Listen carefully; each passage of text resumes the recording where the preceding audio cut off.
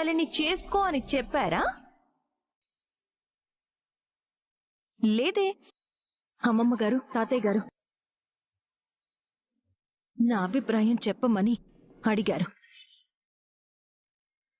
ఇదే నా అభిప్రాయం, ఇదే నా సమాధానం, నా ప్రశ్నే నా జవాబు.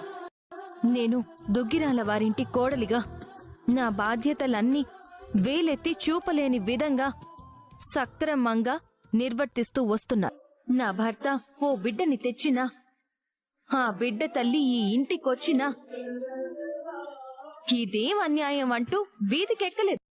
అంటే ఆయన భార్యగా నేను తప్పు ఒప్పు, మంచి చెడు, సుఖం దుఃఖం అన్నీ కలిసే పంచుకోవాలనుకుంటున్నాను. కాబట్టి ప్రసక్తే లేదు. శభాష్ మనవరాలా, శభాష్. ఆడతనమంటే ఇది, ఆరిందాతనమంటే పెళ్లికి ముందు తొందరపడి మగవాడికి తన సర్వస్వం అర్పించేసుకోవడానికి సిద్ధపడ్డ ఆడదానికి నా మనవరాలెదురుగా నిలబడే అర్హత కూడా లేదు. రాజ్, ఇక నీ నిర్ణయం ఏమిటో చెప్పు. బాగా ఆలోచించు. లేదు తాతయ్య, ఈ విషయంలో నాకు మాట్లాడే అర్హతే లేదు. దీని గురించి నేనేం మాట్లాడలేను. అర్థమైంది కదా? దీని గురించి కొన్ని రోజులు వదిలేసేయండి. అయ్యో, ఏంటపర్ణ ఒక్కదానివే ఉన్నావు? మీ పరివారమంతా ఎక్కడా? ఓ, కోటలోకి పంపించావా? వాళ్ళందర్నీ పంపించేస్తే నీకేదైనా అవసరమైతే ఇబ్బంది పడవు? కనీసం నీ బానిసలుగానైనా నీ దగ్గర పెట్టుకోవాలి కదా. నువ్వు ఆజ్ఞలు వేస్తే వినడానికి పడుంటారు కదా. ఎందుకత్తయ్యా అంత నిష్ఠూరంగా మాట్లాడుతున్నారు? అయ్యో, నువ్వు ఈ కోటకి మహారాణివమ్మా. నీతో నిష్ఠూరంగా మాట్లాడగలనా చెప్పు? నువ్వు ఆజ్ఞలు వేస్తే శిరసా వహించడం తప్ప ఎదురు చెప్పగలమా? నిష్ఠూరంగా మాట్లాడగలమా? అంటే ఇప్పుడు కూడా నాదే తప్పనంటున్నారా? అనడమేంటి, ముమ్మాటికి నీదే తప్పు. నీ పాటికి నువ్వు వాళ్ళకి విడాకులు ఇప్పించేసి నీ కొడుకుతో ఆ మాయకు పెళ్లి చెయ్యాలని ఆజ్ఞలు వేస్తే జరిగిపోతుందనుకుంటున్నావా? నేను ఎవరి మీద ఆజ్ఞలు అజమాయిషీ చేయలేదత్తయ్యా. సమస్యకు పరిష్కారం చెప్తున్నాను అని నువ్వు అనుకుంటే సరిపోతుందా? ఆ సమస్యను పరిష్కరించడానికి ఎవరు ముందుకు రానప్పుడు తల్లిగా కొడుకు సంతోషం కోసం ఈ పని చేయడం తప్పేలవుతుంది. నీ కొడుకు సంతోషం గురించి ఆలోచిస్తున్నావు కాని కావ్య జీవితం గురించి ఆలోచించవా? ఒక రకంగా నేను తనకి మంచే చేస్తున్నాను. ఇష్టం లేని భర్తతో కాపురం చేయడం కంటే విడిపోయి తన జీవితం తను చూసుకుని సంతోషంగా బ్రతకడం మంచిది కదా. ఈ మూర్ఖత్వాన్నే పక్కన పెట్టు అంటున్నాను. ఇంకొకరి జీవితంలో ఇది మంచి ఇది చెడు అని నువ్వెలా చెప్తావు? వాళ్ళు కదా చెప్పాలి. అసలు వాళ్ళకి ఇష్టం ఉందో లేదో కూడా తెలుసుకోకుండా విడాకులు తీసుకోమని ఎలా చెప్తావు? ఇప్పుడు కావ్య ఇష్టం లేదని చెప్పింది, మరి తనకేం సమాధానం చెప్తావు? తన నిర్ణయం నాకు అనవసరం అత్తయ్యా. కానీ కోర్టుకు అవసరం. ఒక భార్య ఉండగా రెండో పెళ్లి చేసుకోవడానికి చట్టం ఒప్పుకోదు. ఒకవేళ చెయ్యాల్సి వస్తే మొదటి భార్య అంగీకారంతోనే చెయ్యాలి. అది కూడా తనలో లోపం ఏదైనా ఉన్నప్పుడే. మరి కావ్యకి ఇష్టం లేకుండా పెళ్లి ఎలా చేస్తావు? తనలో ఏ లోపం ఉందని చూపిస్తావు? అందర్నీ మంచిగా చూసుకుంటుంది, భర్తను అమితంగా ప్రేమిస్తుంది, అదే మాకు నచ్చలేదు అని కోర్టులో చెప్తావా? నీకు ఈ ఇంటికి సంబంధించిన అన్ని అధికారాలు ఇచ్చింది పెద్ద కోడలని కాదు, ఆగి ఆలోచిస్తావని, అందర్నీ సమానంగా చూస్తావని. కాని ఈరోజు నీ మీద ఆ నమ్మకం పోయింది. తల్లిగా స్వార్థంతో ఆలోచిస్తున్నావు. నేనొక ఆడదాని జీవితాన్ని నిలబెడుతున్నానత్తయ్యా. మరొక ఆడదాని జీవితాన్ని కూల్చేస్తున్నావు. ఇంత దూరం వచ్చావు కాబట్టి ఇప్పుడు చెప్తున్నాను విను. కావ్య విషయంలో నువ్వు తొందరపడి ఏ నిర్ణయం తీసుకున్నా నీకు అడ్డుగా నిలబడే మొదటి మనిషిని నేనే. తన కోసం ఎంత దూరమైనా వెళ్తాను. బెదిరిస్తున్నారా? అందులో అనుమానం లేదు. కావ్యకు ఇష్టం లేకుండా ఈ పెళ్లి జరిపించి రేపు ఆ విషయం బయటికి తెలిస్తే నిన్ను నీ కొడుకుని అరెస్టు చేయడంతో పాటు ఈ ఇంటి పరువు రోడ్డున పడుతుంది. దానికి నేను సిద్ధంగా లేను. మరైతే ఈ సమస్యకు మీరే పరిష్కారం చెప్పండి అత్తయ్య. నన్నడిగితే నేను కావ్యకే న్యాయం చేయమని చెప్తాను. అది జరగని పని అత్తయ్య. నువ్వనుకుంటున్నట్టు ఆ పెళ్లి కూడా జరగని పనే. ఏంటంటే ఇలా జరిగింది? మా అత్తయ్య గారు వాళ్లకు విడాకులు అడిగేసరికి చాలా సంబరపడిపోయాను. ఆ కావ్యతో విడాకులు అయిపోతే ఇక నెక్స్ట్ నా పెళ్ళే అనుకున్నాను. కానీ కావ్య ఇలా షాక్ ఇస్తుందని అస్సలు అనుకోలేదు. పిచ్చిదానా, అసలు ఇప్పుడు ఎంత మంచి పని జరిగిందో నీకు అర్థం కావడం లేదు. ఆ, కావ్య ఒప్పుకోకపోతే మీకు మంచి పనిలా అనిపిస్తుందా? అసలు కావ్య ఎలాంటిదో నీకింకా అర్థం కాలేదు.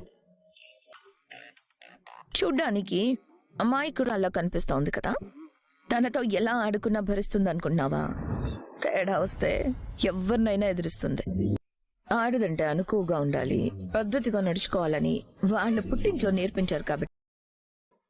అంత ఫైర్ బ్రాండా? తేడా వస్తే ఈ ఇంటినే పెట్రోల్ పోసి తగిలిపెట్టే అంత ఫైర్ బ్రాండ్.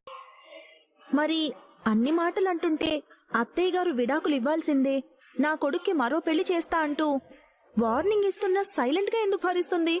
చెప్పాను కదా, ఈ జనరేషన్ లో పుట్టిన ఆనాటి సావిత్రి టైప్ అది. ఓ, ఇంకా విలువలంటూ పట్టుకొని ఏడుస్తుంది కాబట్టి అలా అన్నిటినీ భరిస్తోంది. ఇప్పుడు మీ అత్తయ్య విడాకులు అడిగినా మౌనంగా ఉంది కాబట్టి మనం రెండో స్టేజ్కి వెళ్ళొచ్చు. కనుక నేను వెళ్ళి టైం చూసుకొని మా వదిన రెచ్చగొడు. ఓ మై గాడ్, కొంప తీసి ఇది వినేసిందా ఏంటి? సరిగ్గా సరిపోయారు ఇద్దరికిద్దరు. ఒకే గూటి పక్షులు ఎక్కడికెళ్ళినా ఒక చోటికి చేరినట్టు భలే కలిసారే. అమ్మయ్యా, ఇదేమీ వినలేదు.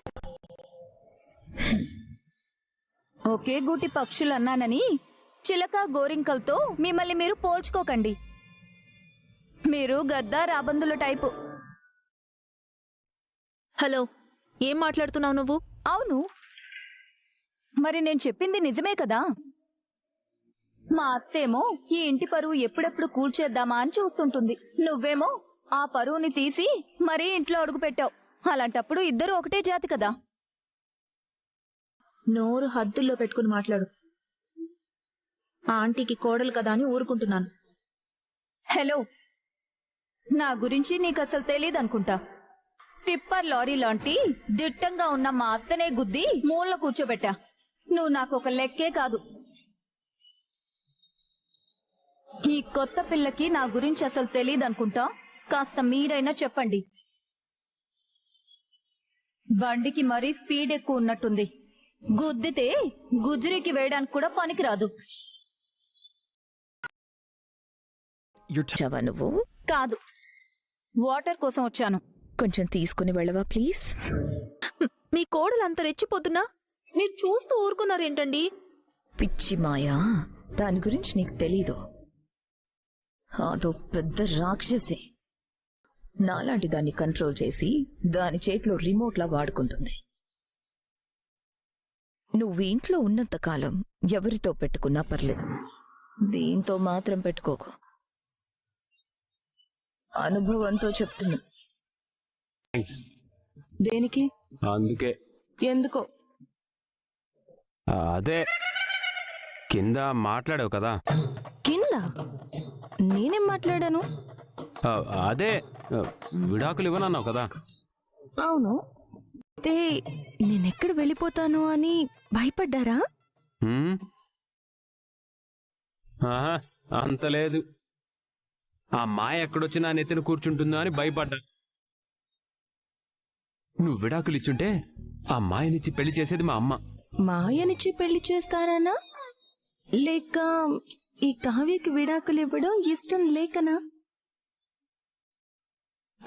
కొంచెం క్లారిటీగా చెప్పండి. ఏహే, మాయలాంటి మోసగతిని ఎవడైనా బుద్ధినోడు పెళ్లి చేసుకుంటాడా? తెలిసి బురదలో పడతాడా? ఓహో, మీ భయం అదా?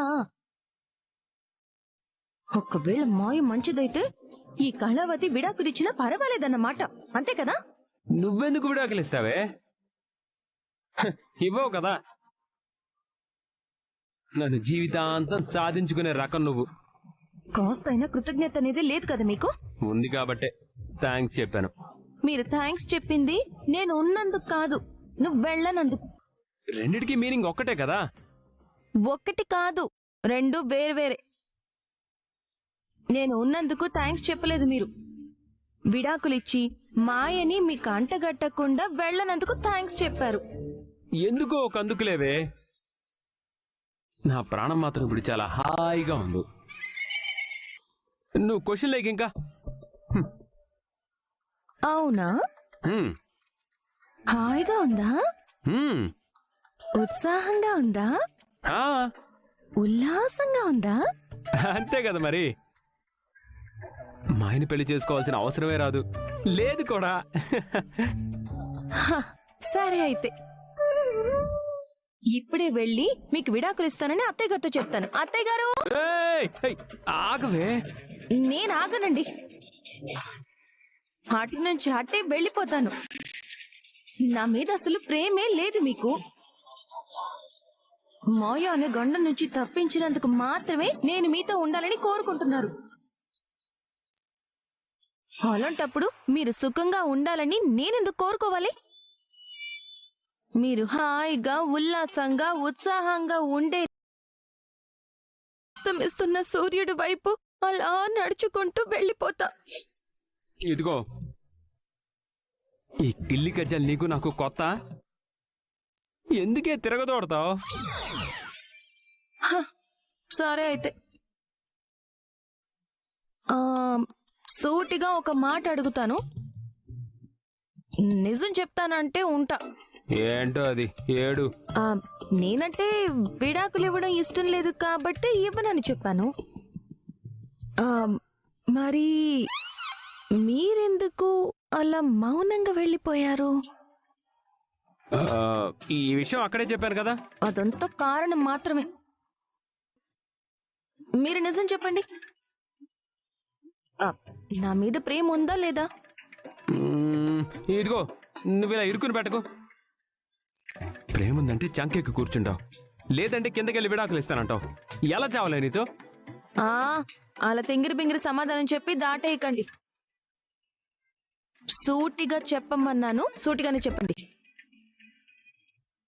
ఇన్ని రోజులు ఎప్పుడెప్పుడు నేను వెళ్ళిపోతా అని మీరు ఎదురు చూశారు. ఇప్పుడేంటి నేను ఉండాలి అని కోరుకుంటున్నారు? ఇంతకు ముందైతే నువ్వు వెళ్ళిపోతే మా అమ్మ మళ్ళీ పెళ్లి చేస్తాననేది కాదు. ఇప్పుడు మా ఆయన తెచ్చి ఇంట్లో పెట్టావు కదా, దాన్నిచ్చి చేస్తానంటుంది. అందుకే అలా అన్నాను. సరేనా? ఓకేనా? అదేం కాదులేండి. మీ మనసులో నా మీద ప్రేమ లేకపోతే ఎందుకు అలా మాట్లాడతారు? ఇప్పుడు నేను కారణం చెప్పలేను. నన్ను క్షమించండి అని ఎందుకు వెళ్ళిపోయారు? నిజం చెప్పండి. వసేయ్, ఇంకెలా చెప్పనే? చిన్న రాక్షసి పోయి పెద్ద రాక్షసి నోట్లో పడ్డం ఇష్టం లేక చిన్న రాక్షసితోనే కంటిన్యూ అయిపోవాలనుకున్నాను. చాలా చాలా.